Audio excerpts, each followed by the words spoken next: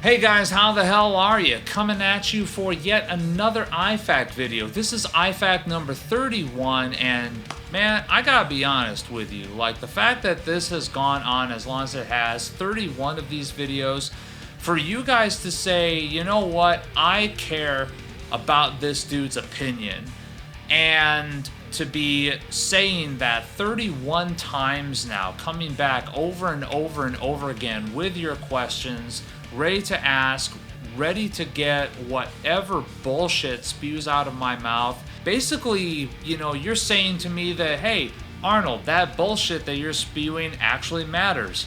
Dude, I can't thank you guys enough for liking my bullshit, and that is... It brings a tear to my eye, man. Anyways, first question. What's up, brother? Keep killing it. Loving the live streams. My question is, how much more energy do you have since you've changed your food, nutrition, and let's not forget sugar? You mentioned cutting that out. Huge congrats. Cheers from Michigan. So, like, I'll be honest with you, man, the amount of energy is kind of negligible, or maybe it's just the fact that right now I'm kind of getting over a cheat day that I just had, and I'm kind of drifting back into ketosis a little bit, so I'm a little tired right now.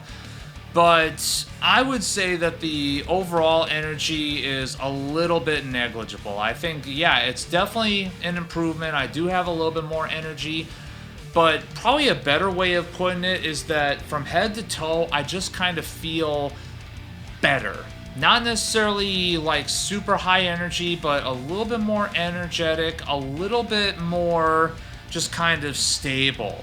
You know, I'm not bloated, I'm not as achy and sore and just kind of weak as I used to feel back before I changed up my diet.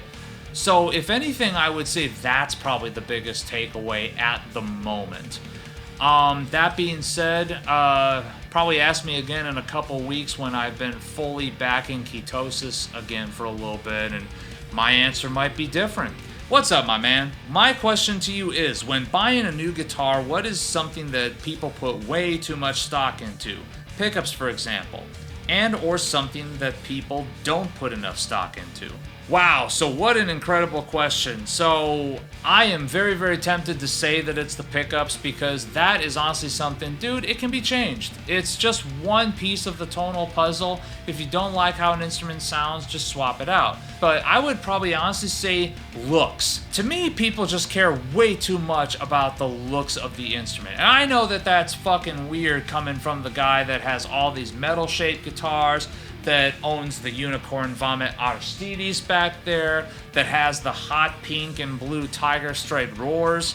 But it is what it is. Looks don't matter so much to me with regards to the instruments. It's an added bonus, don't get me wrong. It's awesome to have an instrument that looks fucking cool, but I would 10 times out of 10 rather take an instrument that plays so incredibly awesome and inspires me to keep playing it from how it plays and how it feels and how, like, it sits on my body when I'm playing it and how it sounds. To me, that is way more important. And it was, not gonna lie, it was a little bit of a bummer when I did like those NAMM videos from a year ago now, and everyone was saying, oh, the looks are so important. And I was just like, are they really? Are they really that important? And I understand where everyone's coming from. It's one of those things where you want to be able to pick something up and have it feel like this is what I'm supposed to be playing right now. It invokes a certain vibe, it invokes a certain feel. And I get that to a certain extent. You know, I don't pick up my BC Rich Warlock and play blues on it. I don't pick up my Chuck Schuldiner Stealth or the Ormsby V back there and play jazz. You know, I play fucking metal because that is what that shape commands you to play. To take this to another place here, I'm going to show you an instrument right now that I own, and this is one that I've talked about a lot as being one of my absolute favorite instruments ever. But I'm not the biggest fan on how it looks. Yeah, the frame is television. And I know that, hey, dude, you know, you have waxed eloquent about how amazing this thing plays, how incredible it sounds, and how it was so inspiring when you picked it up that you couldn't leave it behind half a world away. You had to have them ship it to you in America so that you could give it a forever home. And that to me just kind of illustrates my point, because honestly, I don't really dig how it looks, but it is still my number one guitar. It plays and sounds that good, and that is what I'm talking about. So sorry, Framus, you know, I don't mean to say it like that, but if anything, take it for what it is. This thing is so perfect of a guitar that is what keeps me coming back to this thing. It just makes me want to play it over and over and over again.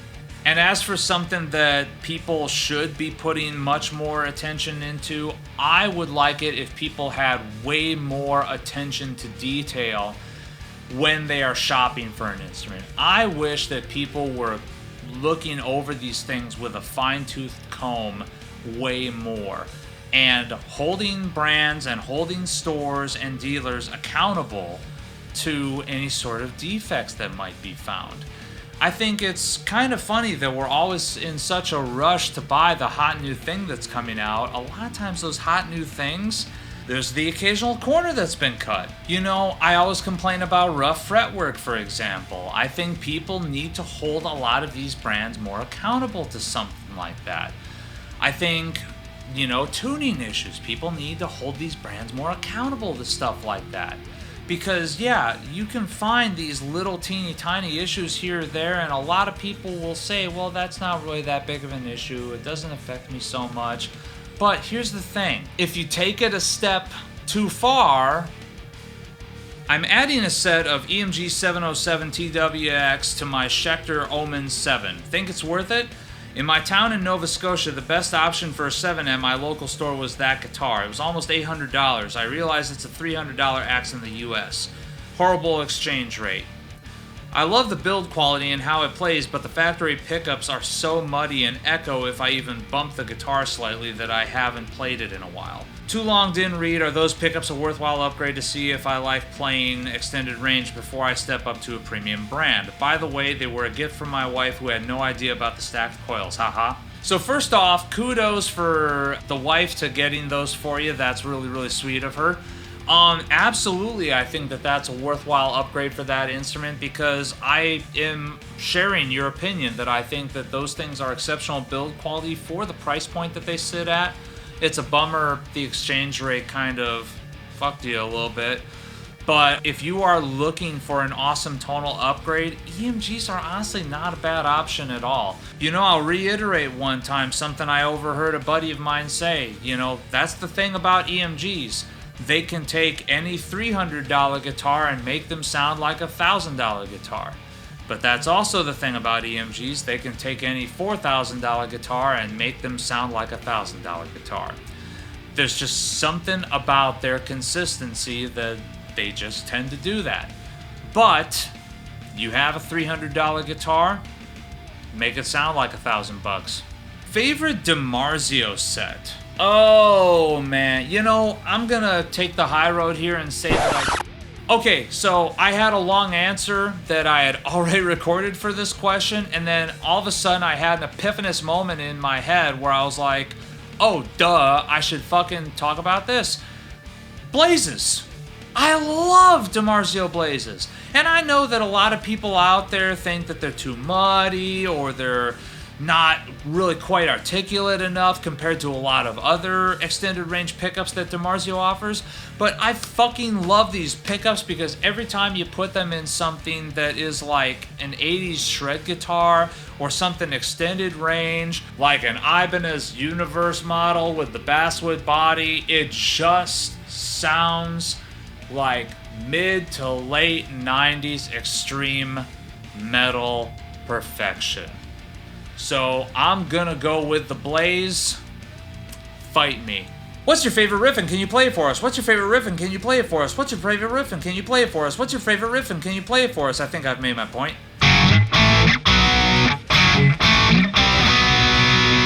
What's a reasonable price for a 5152? I'm in the market.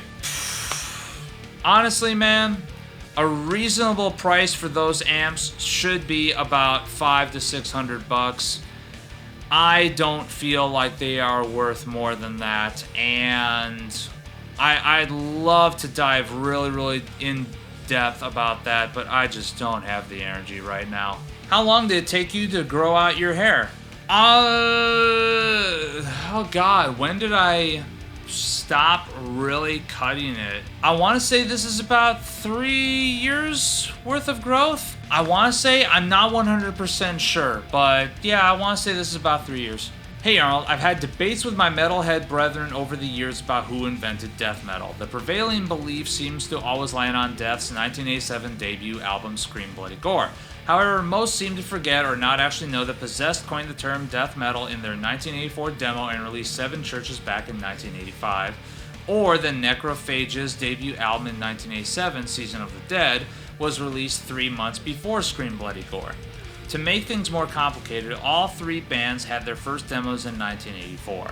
I think we can all mostly agree that Venom opened the door for extreme metal in general back in 1981, but who do we give credit to for death metal? I personally think it should be Possessed. What is your take?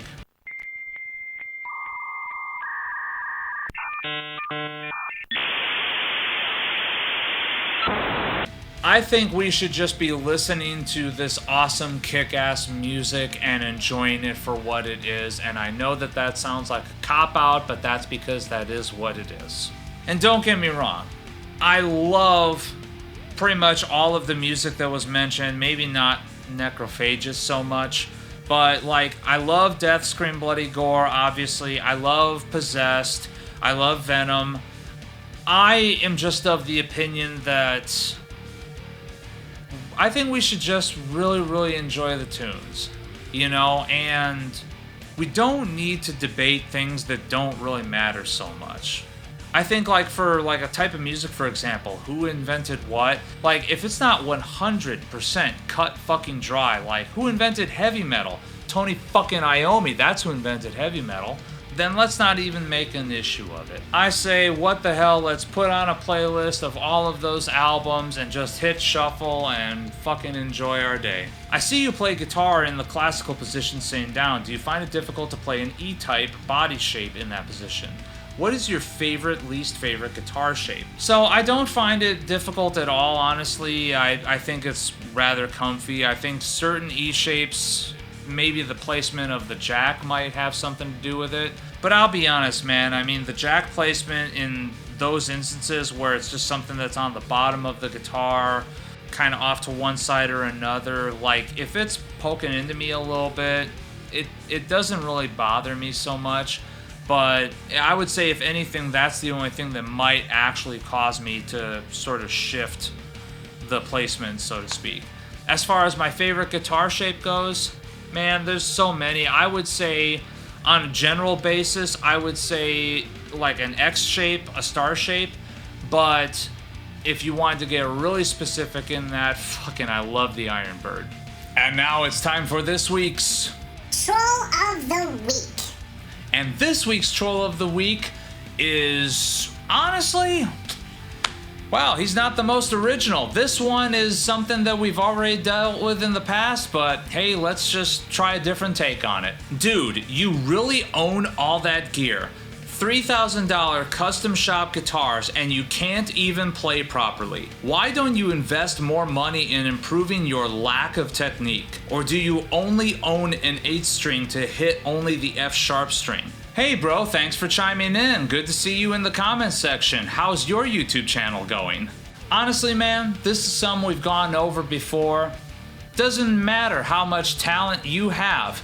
Music is not a meritocracy, as Mr. Glenn Fricker once said. You don't have to have a certain amount of talent or skill to own particular instruments or pieces of gear here or there. If I've got the money to spend on it, I'm going to. And that's really the only prerequisite required.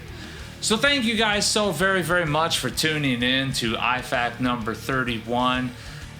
So as always, guys, remember to like this video, subscribe to this channel. There's tons more metal guitar oriented content to come.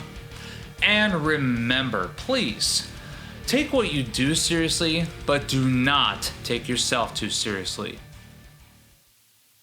Or else you leave butthurt comments on people's YouTube videos.